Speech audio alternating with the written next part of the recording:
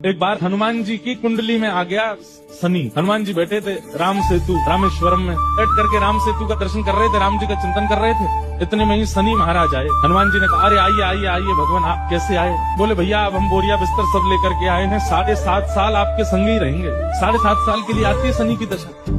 हनुमान जी बोले बहुत बढ़िया, बहुत दिन हो गए अकेले रहते रहते, बढ़िया एक कंपनी मिल जाएगी, आ जाओ। तो शनि महाराज बोले आपके कौन से अंग में विराजू मैं? बोले आपको जो बढ़िया लगता है वहाँ बैठ जाओ। बोले ऊपर आप हमारे इसलिए नहीं आ सकते क्योंकि हमारा सर्वांगीण अंग राम से अंकित है, राम के ऊपर हम बैठने नहीं देंगे, हमारे इसलिए हैं वो। तो शनि बोले हम कहाँ बैठे? बोले काम करो आप हमारी पूंछ पे बैठ जाओ, ये पूंछ खाली बैठी है, बढ़िया है, लहराते रहोगे पूरे दिन, बैठ जाओ।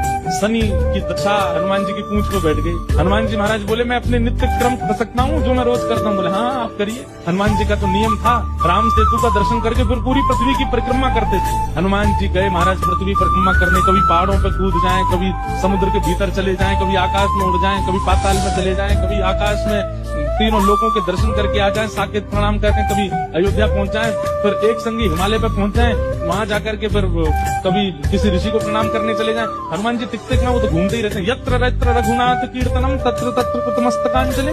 जहाँ जहाँ कथा होती है, ये बात लिख लीजिएगा, पूरे विश्व में जहाँ भी कथा होती है हनुमान जी एक क्षण के लिए सही आते हैं, सब जगह आते हैं। अब अपनी संध्या वंदन करके तीनों लोगों की परिक्रमा करके पृथ्वी परिक्रमा करके फिर हनुमान जी ने लिस्ट निकाली कहाँ कहाँ कथा चल रही, सारी कथाओं में गए। एक सेकंड के लिए इतनी उछल कूद और इतना ज्यादा एनवायरमेंट चेंज हुआ, व्यक्ति अगर एक मौसम से दूसरे मौसम में जाए तो जुकाम खांसी हो जाती, क्या क्या।